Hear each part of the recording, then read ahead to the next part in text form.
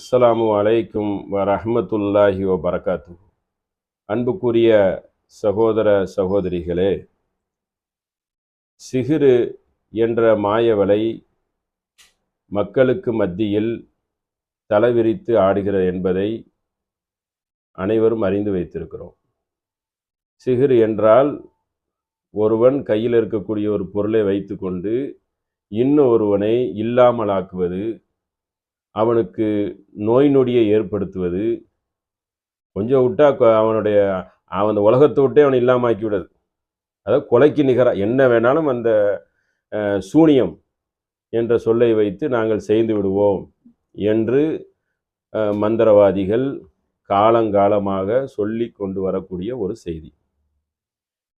இந்த செய்தியில் அனைத்து மக்களும் இதை நம்புறாங்க. இதுல குறிப்பா நம் சகோதரர்கள் முஸ்லீம் மக்களும் இதை நம்புறாங்க. ஏகமாக சாதாரண பாமர மக்கள் நம்பினா பரவாயில்லை. கொள்கையை சொல்லக்கூடிய உலமா பெருமக்கள், மார்க்க அறிஞர்கள் என்று சொல்லக்கூடியவர்களும் இது ஓரளவுக்கு இருக்குது, இது பாதிப்பு ஏற்படுத்தும் அப்படின்னு சொன்னா குஃபுர் வைக்கிற மாதிரி ஆகி போயிடும். அதுக்கு அல்லாவை துணைக்கு இழுக்கிற மாதிரி அல்லா நாடு தான் நடந்துடும். அல்லா நாடுனா தான் எல்லாம் நடக்குமே. அவன் கையில தானே அனைத்த சூத்திரமும் இருக்குது. அதனால் இப்படி ஒரு மனிதனுக்கு ஒரு சக்தி இருக்கிற மாதிரி அவர்களும் அதை சொல்லுவதனால கூட கொஞ்சம் இந்த நம்பிக்கைக்கு வலுவு பெறுது. ஏன்னா அறிவுள்ள மக்களும் ஒரு அவநம்பிக்கையை நம்பினால் அப்பாவி மக்கள் என்ன செய்வாங்க? அவங்களும் அதை நம்ப ஆரம்பிச்சிருவாங்க. ஆமாம், அப்போ இருக்கும் போல இருக்கு, கணவன் மனைவியை பிரிக்கலாம், தாய் தந்தையிடம் பிள்ளையை பிரித்து விடலாம், அவனை ஒன்றும் இல்லாமல் ஆக்கி விடலாம், அவனை மூல வளர்ச்சி குன்றியவனாக ஆக்கி விடலாம் என்றெல்லாம் அந்த நம்பிக்கைக்கு ஏக வசனங்களை பேசி மக்கள் மத்தியில் ஒரு பிதட்டு வாதங்களை, ஒரு பொய்யான கற்பனையை தூவி விட்டு இருக்கிறார்கள். அதில் பெரிய நமக்கு வருத்தம் என்னவென்றால், மார்க்க அறிஞர்களும் அதற்கு விதிவிலக்கு இல்லைங்கிற அளவுக்கு அவங்களும் நிறைய அதிகமான உலமா பெருமக்களும் இதை நம்புகிறார்கள். இதை பற்றி நம்ம 102வது வசனம் அல் பக்ரால அதை இதற்கு முன்னாடி ஒரு விளக்கமாக நாம் சொல்லியிருக்கிறோம். இது சம்பந்தமாக சில ஹதீஸுகளை நம்ம பார்க்க இருக்கிறோம். தொடர்ச்சியாக சிஹ்ரு, சிற்கு என்றால் அந்த அல்லாஹ் இருக்கத்தக்க இன்னொரு இறைவன் இருக்கிறான், இணை கற்பிப்பது, இப்படி அடுத்தடுத்து இதை தொடர்ச்சியாக நாம் பார்க்க இருக்கிறோம். முதல்ல நபி ஸல்லல்லாஹு அலைஹி வஸல்லம் சொல்றாங்க, அகமதுல வரக்கூடிய ஒரு ஹதீஸ், லா யதுகுலுல் ஜன்னா, சொர்க்கம் செல்ல மாட்டான், வாக்கி வலா முஃமினு பி சிஹ்ரி வலா முதுமினு ஹம்ரி வலா முகzzப பி கதரின். சூனியத்தின் மூலம் பாதிப்பு ஏற்படுத்த முடியும், சூனியத்தின் மூலியமாக பாதிப்பு ஏற்படுத்த முடியும் யாரு நம்புகிறார்களோ, அதை நம்புறான்லாம் அவன் யாருன்னு கேட்டனா சொர்க்கம் செல்ல மாட்டான். லா யதுகுலு ஜன்னா, இது ஒருத்தன் மாயவலை சேர்ந்து இதுல எனக்கு பாதிப்பு ஏற்படுத்தும் என்று ஒரு மூமின் நம்பினால் லா யதுகுலு ஜன்னா, அவன் சொர்க்கம் செல்ல மாட்டான். அகமதுல வரக்கூடிய ஹதீஸ் 27,484. இன்னும் ஒரு சில மொழியிலையும் 26,212 அகமதுலையும் வருகிறது, இன்று சில நூல்கள்லையும் வருது. அப்போ இப்படி சிஹ்ரை பற்றி என்ன சொல்லிவிடுங்க, நபி ஸல்லல்லாஹு அலைஹி வஸல்லம் இப்படி தெளிவாக என்ன செய்திருக்காங்க, இதை சொல்லியிருக்கிறார்கள், கூறியிருக்கிறார்கள். அதுபோக 7 பெரும்பாவங்களை பற்றி கேட்குறாங்க. பெரும்பாவம் என்னன்னு சொல்ல நபி ஸல்லல்லாஹு அலைஹி வஸல்லம் சொல்றாங்க, அழித்தொழிக்கும் 7 பெரும்பாவம். முபீகாபத்தி காலு யா ரசூலல்லாஹ், 7 பெரும்பாவம்னா என்ன அப்படின்னு சொல்லி விளக்கம் கேட்கச்சல நபி ஸல்லல்லாஹு அலைஹி வஸல்லம் சொல்றாங்க, அல்லாவுக்கு இணை கற்பிப்பது. எப்பவுமே அல்லாவுக்கு இணை கற்பிப்பது தான் முதல் பாவம். இஸ்லாத்துல எந்த 10 பாவம் சொன்னாலும் சரி, 7 பாவம் சொன்னாலும் சரி, முதல் இடத்துல என்ன வந்துடும்? இணை கற்பிப்பது. அல்லாவை இருக்கத்தக்க இன்னொரு கடவுளை வணங்குவது, கடவுள் இல்லைன்னு சொல்லுவது பெரும் பாவம். 2வது இடத்துல நபி ஸல்லல்லாஹு அலைஹி வஸல்லம் சொல்றாங்க, சூனியம் செய்வது. இந்த சூனியம் செய்யறான அதுவும் பெரும் பாவம். புகாரியில வரக்கூடிய 2766, முஸ்லீம்ல 145 இந்த நபிமொழிகளில் இடம்பெறுகிறது. 2வது பெரும்பாவம் என்னது? முதல்ல அல்லாவுக்கு இணை கற்பிக்கக்கூடியது, 2வது பில்லாஹி வஷிஹ்ர, 2வது பாகம் வஷிஹ்ர. முதல்ல இணை கருவி, 2வது இடத்துல சிஹ்ர் நிற்குது. எது? இந்த சூனியம் செய்யறது, மாயவலை செய்வது, இருப்பதை இல்லாமல் ஆக்குவது, இல்லாம இருக்குவதை இருக்குது என்று சொல்லி கற்பனை அந்த இதை தூவி விடுறது. போற போக்குல அடிச்சு விடுவாங்கல்ல பொய்ய, அந்த மாதிரி கற்பனை கதாசிரியராக விளங்கக்கூடியவன் தான் இந்த மந்திரவாதி. சிகிறு செய்யக்கூடியவன், அடிச்சு விடுவான். அதை கொஞ்சம் தந்திரமான முறையில் பேசுவான். அந்த பேச்சுக்கலையை வந்து கொஞ்சம் வச்சிருப்பான், அந்த வஸ்வாஸ் பண்ணக்கூடியது. அவனை திசை திருப்பி தன்வசப்படுத்தக்கூடிய ஒரு சில பேச்சுக்கலையை வச்சிருப்பான். எல்லாரும் தான் பிரச்சனையோட தானே இருப்பாங்க. அவன் பிரச்சனையோட வந்து அணுகச்சலை வந்து அவங்களுக்கு குடும்பத்தில் என்ன, அவனுக்கே பிரச்சனை இருக்கும், 1000 பிரச்சனை இருக்கும். இந்த பிரச்சனையை பற்றி தெரிஞ்சு கொள்வதற்கு பெரிய பல்கலைக்கழகம் போய் படித்தா தெரிஞ்சுக்கிறணும். மனிதர்கள் அனைவரும் பிரச்சனைக்குரியவர்கள், பிரச்சனையை சுமந்துதான் வாழ்கிறார்கள். கணவன் மனைவி பிரச்சனை, சொத்து பிரச்சனை, தொழிலில் விரக்தி அடைந்து தொழில் நாசமாகுவது, இது எல்லாமே நடந்து கொண்டு இருக்கிறது தானே. இப்படிப்பட்டவன் மந்திரவாதி கிட்ட வந்து அதுக்கு இணக்கமான ஒரு சொல்லை சொல்லுவது, இல்லைன்னா அவனுடைய அந்த அவன்கிட்ட இருந்தே தெரிஞ்சுக்கிடுவான்.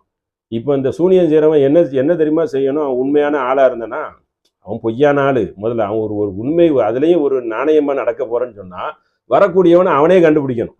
எல்லா டெஸ்ட்டும் பண்ணிவிட்டு, எப்படி பிளட் டெஸ்ட்டு மாதிரி பல காய்ச்சல்களை எப்படியெல்லாம் வந்து ஜுரம் வந்துச்சுன்னு சொன்னால் சோதனை மூலியமாக தெரிஞ்சுக்கிறான். அதே மாதிரி கையை தொட்டு பார்த்து உங்களுக்கு என்னென்ன பிரச்சனை இருக்குது, இந்தந்த பிரச்சனை இருக்குன்னு எல்லாத்தையும் அவனே சொல்லுவானா? ஒரு காலம் சொல்ல மாட்டான். நம்ம தான் அவங்ககிட்ட ஒப்பிக்கணும். என்ன பிரச்சனையாக வந்திருக்கீங்கன்னு அவன் தான் கேட்பான். இதுல இருந்தே அவன் பொய்யங்கிறது தெரிஞ்சு, நீ தான் மந்திரவாதியாச்சு. எங்கேயோ பல கிலோமீட்டர் அப்பால இருக்கிறவனை முடக்க நினைக்கிற நீ, உன் முன்னாடி நான் உட்காந்துருக்கேன், என் பிரச்சனையை பற்றி நீனே தெரிஞ்சுக்கிற வேண்டியதானே. அப்படி முகத்தை பார்த்து, அப்படி உள்ளத்தை பார்த்து, உங்களுக்கு என்னென்ன பிரச்சனை எல்லாத்தையும் சொல்லிடணும். உங்களுக்கு இப்படி இவ்வளோ பணம் நஷ்டமாயிடுச்சு, இன்னும் என்ன ஆச்சு, உங்களுக்கு 2 பிள்ளை இருக்குது, அது ஒரு பிள்ளை இறந்து போயிட்டு, எல்லாத்தையும் சொல்லிடணும். சொல்லிடுவானா? ஒரு காலம் சொல்ல மாட்டான். 10ல் 1 சொல்கிறத வச்சு நீங்கள் அவன் பெரிய ஆள் நினச்சிடக்கூடாது. எல்லாத்தையும் அக்கு வர அணி வர சொல்லிடணும். இப்போ சொல்லுங்க, அது உண்மைன்னு நினச்சி அதை நீங்கள் நம்பிடலாம். அப்படி அவனுக்கு அந்த தகுதி இருக்கா? ஒரு காலம் சொல்ல மாட்டான். இதை நீங்கள் ஞாபகம் வச்சுக்கிறணும். இது ஒன்று போதும் அவன்கிட்ட நீங்கள் மடக்கிறதுக்கு போய் நின்றுனா. அப்போ இவன் ஒரு 1ஆம் நம்பர் பித்தலாட்டக்காரங்கிறது இதில் தெரிஞ்சிட்டு. 2வது என்னன்னு சொன்னால், இப்போ 102வது வசனம் 2 பகரால அந்த சுலைமான் நபி காலத்தில் அருளப்பட்ட அந்த வசனத்தை சொல்ல வந்து, கணவனுக்கும் மனைவிக்கும் இடையே அவன் பிரிவினை ஏற்படுத்த முடியும் அப்படிங்கிறதோட அந்த வசனத்துடைய முடியும். இல்லைன்னா அவன் பேசல், அவன் வந்து அதை விலைக்கு வாங்கி கொண்டது கெட்டது தான் அப்படின்னு அல்லாஹ் அந்த அதிலே சொல்லிடுவான். அவன் வந்து நன்மையை பெறல, அது கெட்டதுன்னு சொல்லி அந்த வசனத்தை முடிச்சிருவான். அதில் எந்த நன்மையுமே செய்ய முடியாதுன்னு அல்லாஹ் சொல்லிடுவான். அதையும் விளங்கிக்கிறோன்னா, அதை பற்றி நம்ம ஏற்கனவே விளக்கிட்டோம். 2வது இன்னொரு ஹதீஸை பாருங்க. அப்போ கணவனுக்கும் மனைவிக்கும் பிரிக்கிறது தான் தெரிஞ்சுக்கிறது பெரிய வித்தை கிடையாது. எதையாவது ஒன்று கோல் மூட்டி விட்டோன்னா பிரிஞ்சிருவாங்கல்ல. ஒன்னடக்க ஒன்று சொல்லி கொடுத்துட்டா என்ன செய்திடலாம், பிரித்திடலாம். இது வந்து இதுவும் பெரிய கஷ்டமான விஷயம் கிடையாது. சாதாரணமாக என்ன செய்யலாம், போகிற போக்கில் நம்ம அடித்து விட்டுறலாம். உங்கள் மனைவி இன்னாரோட பேசிகிட்டு இருந்தாங்க, அந்த ஆம்பளையோட நின்று 1/2 மணி நேரம் பேசிகிட்டு இருந்தாங்க, 2 நிமிஷம் பேசுனது 1/2 மணி நேரம்னு சொல்லிட்டோன்னா என்ன செய்திடலாம், குடும்பத்தையே பிரித்து விட்டுறலாம். அப்போ அந்த மாதிரி ஆம்பளையும் செய்யலாம். ஆம்பளையும் உங்கள் கணவர் வந்து இந்த மாதிரி மனைவியை பைக்கில் கூப்பிட்டுட்டு போனார், இப்போ தான் பீச்சில் பார்த்தேன், இப்போ தான் ஹோட்டலில் பார்த்தேன்னு ஒரு பொய்யை மனைவிட்ட சொன்னாலும் குடும்பத்தில் ஒரு தீயை கொளுத்தி போட்டுடலாம். இது ஒரு பெரிய கடினமாக, இது வந்து சூனியம் செய்கிறதாவும் இல்லை. இது ஒரு போகிற போக்கில் ஒரு நாசக்காரன் கூட என்ன சேர்ந்துருவான், ஒரு மோசமான ஆளாக இருந்தால் இதை சேர்ந்து விட்டுருவான். இது மிகப்பெரிய மோசமான செயல். அதுதான் இப்போ சுட்டி காட்டுறாங்க நபி ஸல்லல்லாஹு அலைஹி வஸல்லம். லைஸ மின்னா மன் ஹப்பவ இம்ரஅத அலா ஜௌஜிஹா அவ் அப்தன் அலா ஸைஅதிஹி. கணவனுக்கு எதிரான கருத்துக்களை மனைவியிடம் கூறி யார் ஒருவன் பிரச்சனையை ஏற்படுத்துகிறானோ, லைஸ மின்னா, அவன் நம்மை சார்ந்தவன் இல்லை என்று நபி ஸல்லல்லாஹு அலைஹி வஸல்லம் சொல்றாங்க. அபுதாவுதுல வருது, அகமதுலே வருது. அகமதுல 8792, அபுதாவுதுல 2175 இந்த நபிமொழி இடம்பெற்று இருக்கிறது. கணவனுக்கும் மனைவிக்கும் எதிராக கருத்துக்களை சொல்லி 2 பேருக்கும் மத்தியில் என்ன சேர்ந்துடலாம், அவங்கள பிரச்சனை பண்ணி பிரித்து விடுறவன் நம்மை சார்ந்தவன் இல்லை. அப்போ அதை செய்தாலும் நம்ம முஸ்லீம் இல்லைன்னு அர்த்தம், மூமினே இல்லையே. அப்போ இந்த காரியத்தை என்ன செய்யக்கூடாது. இப்போ இதெல்லாம் வந்து அந்த சூனியம் செய்கிறது தானே செய்கிறான். சூனியம் இருக்குன்னு சொன்னால் இப்போ இந்த ஹதீஸெல்லாம் என்ன செய்யா, நீங்கள் சூனியம் இருக்குங்கிறத குரானில் இருந்தும் நபிகள் நாயகம் ஸல்லல்லாஹு அலைஹி வஸல்லம் அவர்களுக்கு சூனியம் வைக்கப்பட்ட இந்த நபிமொழியும் வச்சு குரானில் எப்படி இருக்குது, சூனியம் இல்லைன்னு தான் இருக்குது. பொய்யுக்கு கூட அல்லாஹ் சூனியங்கிற வார்த்தையை பயன்படுத்துவான். இல்லா சிஹரும் அதீம், மகத்தான கற்பனையை கொண்டு வந்துட்டீர் அப்படிங்கிற கூட அந்த பொய்யுக்கு கூட அந்த வார்த்தையை பயன்படுத்தலாம். அதெல்லாம் நம்ம அடுத்தடுத்து அதில் பார்ப்போம். இந்த சலபு கூட்டங்கள், பல கூட்டங்கள் இதை நம்புகிறாங்கல்ல, அதுக்கு இந்த மாதிரி வசனங்களாம் வைத்து நம்மளும் அதுக்கு கருத்துக்களை விவரிப்போம். அதில் மாற்றம் இல்லை. ஆனால் இந்த ஹதீஸுக்கு என்ன சொல்ல வர்றீங்க? இப்போ இப்படி நீங்கள் சொல்கிற ஒரு ஹதீஸை வைத்து நபிகள் நாயகம் அவர்களுக்கு சூனிய யூதம் ஒருவன் வைத்து அவங்க என்ன நடந்ததுன்னே தெரியாமல் நடந்தாங்க. அந்த ஹதீஸை நம்ம அப்புறம் சொல்லுவோம். அது அப்படியே பெண்டிங் இருக்கட்டும். இப்போ இந்த மாதிரி விஷயத்தெல்லாம் தெரிஞ்சுக்கிறங்க. அதைத்தான் அவங்க வைக்கக்கூடிய ஆதாரம். அப்படி நடக்கவே இல்லைங்கிறது நம்ம நபிமொழியிலேருந்தே ஆதாரத்தை காட்டுவோம். அப்படி நடந்தால் அன்னைக்கு இருந்த மக்கத்து காபீர்கள், அன்னைக்கு இருந்த யூதர்கள் எல்லாம் இந்த ஒன்றை வைத்தே இஸ்லாத்தை ஒழிச்சு கட்டியிருப்பாங்க. நபிகள் நாயகமே மோசமாக விழுந்துட்டாங்களாம். அல்லாஹ் மனித குலத்திலேருந்து உம்மை காப்பாற்றுவேன்னு சொல்லி குரானில் வசனம் இருக்குது. அப்போ எப்படி ஒரு யூதம் அவங்களுடைய முடியை வைத்தோ பொருளை வைத்தோ ஒரு கிணற்றுக்கு அடியில் அவங்களுக்கு சூனியை வச்சுட்டாங்கிறது நிற்காது. எந்த வாதத்தை வச்சு அதை நிறுவுவீங்க? நிறுவுறதுக்கு பலமான வாதம் வேணும்ல. நபிகள் நாயகத்துக்கு பல நூற்றாண்டு காலத்துக்கு அப்புறம் தானே ஹதீஸ் சேகரிக்கப்பட்டிருக்குது. அப்போ இப்படி நபிகள் நாயகம் பல மாதங்கள் வாழ்ந்தாங்கன்னு சொன்னால் இந்த ஒன்றையே பரப்புன்னு பரப்பி இந்த இஸ்லாமில் அப்போ நபிகள் நாயகத்துக்கு கேரண்டி இல்லை அப்படின்னு சொல்லி அந்த மார்க்கத்தையே பலவீனப்படுத்திடலாமே, அந்த குரானையே பலவீனப்படுத்திடலாமே. குரானை மனநம் சேர்ந்து வரவே அப்போ 4 மாதம் நபிகள் நாயகத்துக்கு வகி வரச்சில நபிகள் நாயகம் எப்படி நடந்தாங்க? ஒரு மார்க்கத்தை கொண்டு வந்தவருடைய நிலையே இப்படி இருக்குன்னு சொன்னால் மற்றவங்க என்ன நினைப்பாங்க? அதை கேலி கூத்தாக்கிற மாட்டாங்களா? அப்படி நடக்குமா? அப்போ நபிகள் நாயகத்துக்கு மட்டும்தான் சூனிய, மற்றவங்க யாருக்குமே அந்த காலத்தில் வைக்கலையா? ஏன் அப்படி நபிகள் நாயகன் சொல்கிறாங்கன்னா, நபிகள் நாயகன் பேர்லையே இந்த கதையை கட்டவிழ்த்து விட்டு அடித்து விட்டுட்டா, தலைக்கட்டையே சரிச்சிட்டா கீழே இருக்கிறவங்களை எல்லாத்தையும் ஊதி தள்ளிடலாம்ல. என்ன சூத்திரத்தை கையாளுறாங்கன்னா, என்றைக்குமே மேலே இருக்கிறவங்கள ஒரு தட்டி விட்டுட்டேன்னா கீழே இருக்கிறவங்கள சாதாரணமாகவே அடித்து விட்டுறலாம். அதுதான் அவங்களுடைய ஒரு திட்டம், ராஜதந்திரம்.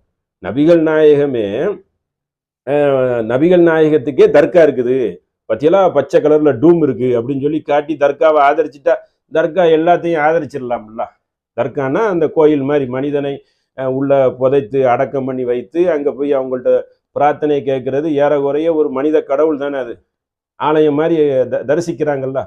அப்போ நபிகள் நாயகத்தை வைத்து நியாயப்படுத்திட்டா எல்லாமே சேர்ந்துடலாம். செய்யறதுக்கு ஈஸியாக இருக்கும், சுலபமாக உள்ள பேரலாம். அசத்தியத்தை நிறுவுவதற்கு இது ஒரு வாய்ப்பாக இருக்கும். அதுதான் அவங்க போட்ட திட்டம்.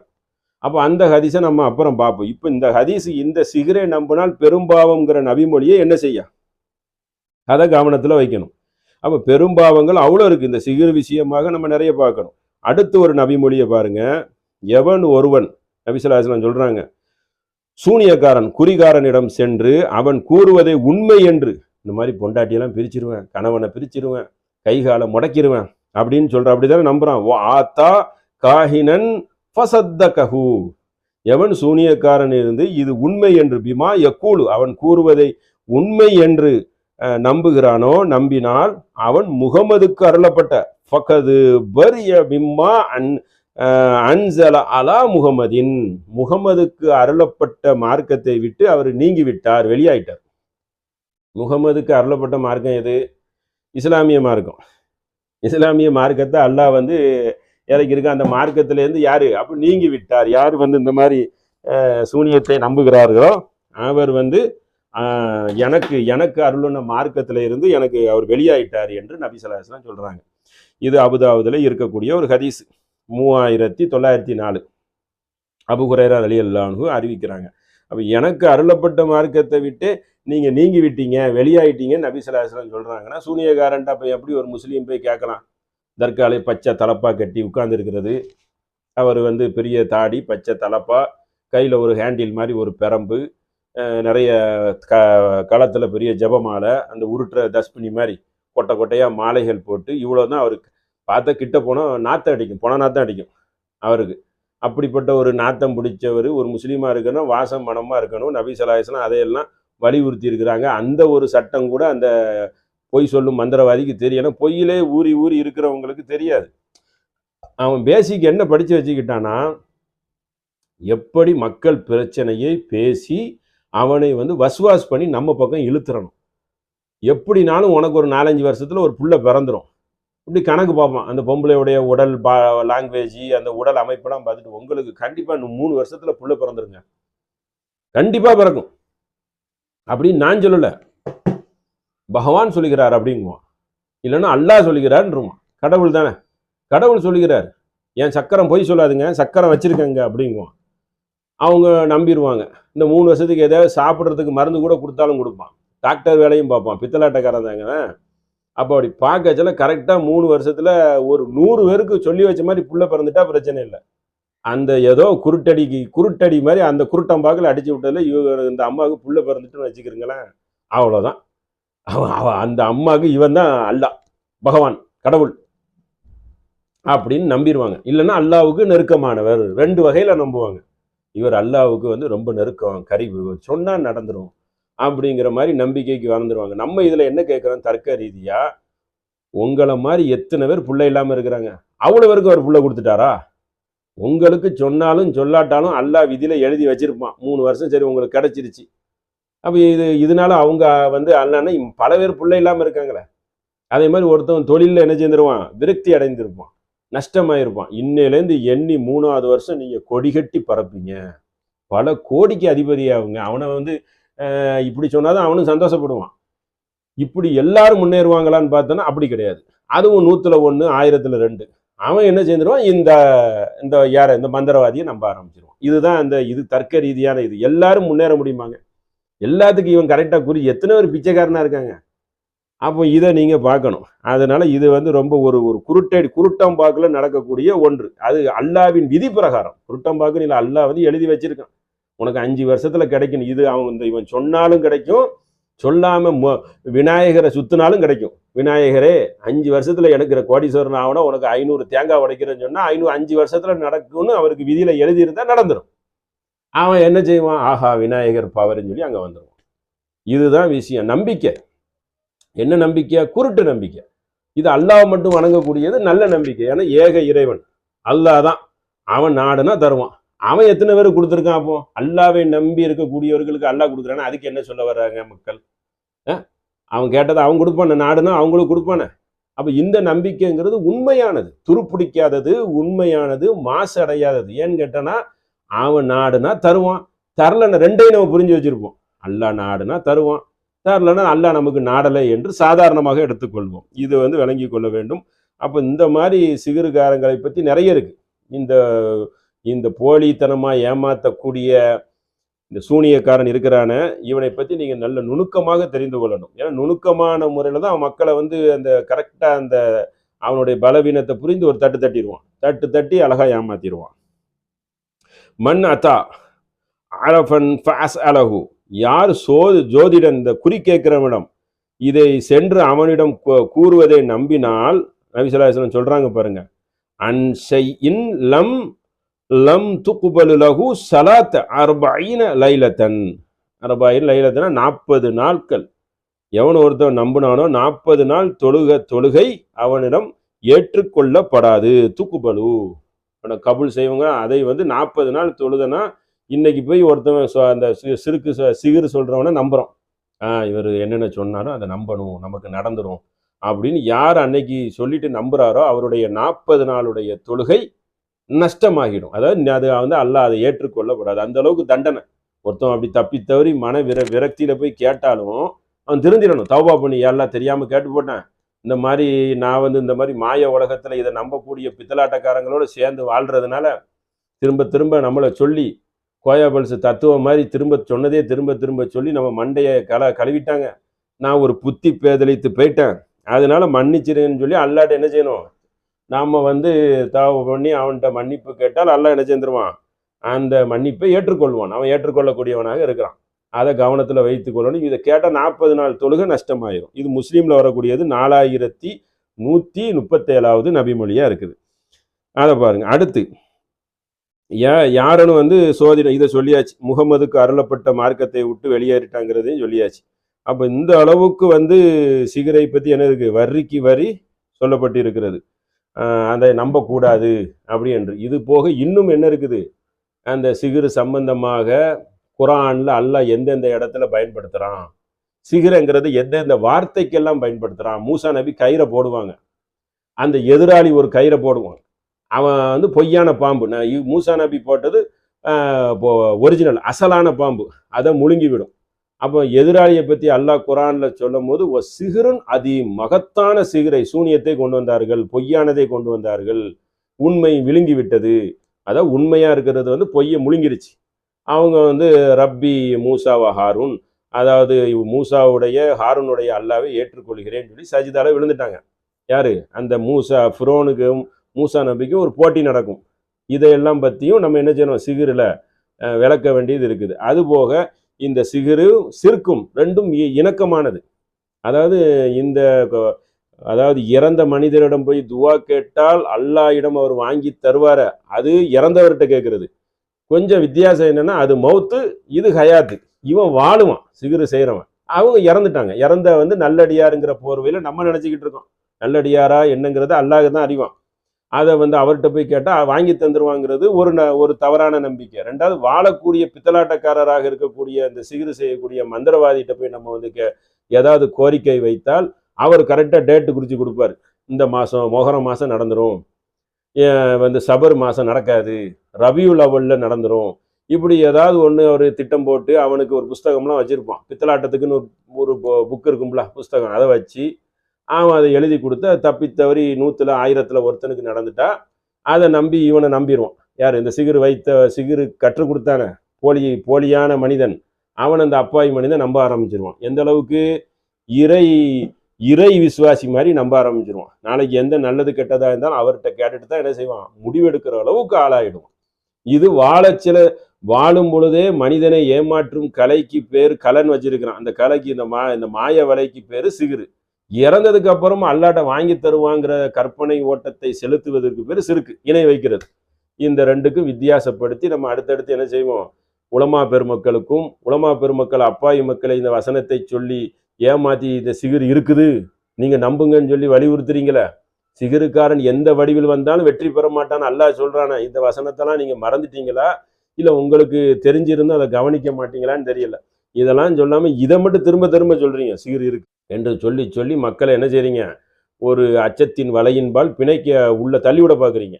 அதனால இது கிடையவே கிடையாது அப்படிங்கிறதுக்கு குரான் ஹதீஸ் வசனங்களை கொண்டு நம்மளும் என்ன செய்வோம், அடுத்தடுத்து இதை வந்து நிறுவ இருக்கிறோம். இன்ஷா அல்லாஹ் அதையும் நீங்க வந்து பாருங்க. அவங்க போலித்தனமா பேசுறதையும் பாருங்க. போலித்தனமா பேசுறவங்கள்ட்ட ஆதாரமே கிடையாது. ஆதாரம் எல்லாம் இந்த இதுதான். என்னது? நபிகள் நாயகத்துக்கு சுனிய வச்சு ஒரு யூதம் வச்சுட்டானா. யூதம் வந்து அல்லாவே நம்பாத யூதம், இதை போய் தூக்கி சுமந்து வச்சிருக்கீல. அது யார் இட்டுக்கட்டப்பட்டு எப்படி அந்த ஹதீஸை உள்ள நுழைச்சாங்களோ தெரியல, உள்ள வந்து கிடக்குது. ஹதீஸுங்கிறது எல்லாரும் சொல்லக்கூடியதை எடுத்து எழுதி தந்துட்டாங்க. நம்ம அதை ஆய்வு பண்ணி ஏற்றுக்கொள்ளணும் என்பது ஹதீஸில் ஒரு கலை. அதை எல்லாரும் அறிந்து வைத்திருக்கிறீங்க. அப்போ எப்படி இதை எடுக்க முடியும்? குரானுக்கு முரணாக ஒன்று வந்தால் அதை நீக்கிற வேண்டியதுதான். குரானுக்கு முரணாக நபிகள் நாயகம் சொல்லுவாங்களா? சொல்ல மாட்டாங்க. அப்போ அதை அடிப்படையை வைத்து நம்ம என்ன செய்வோம், இந்த சிகிருடைய வசனங்களை அடுத்தடுத்து இன்ஷா அல்லாஹ் அடுத்த இதுலையும் இன்னும் சில வசனங்களோட இன்ஷா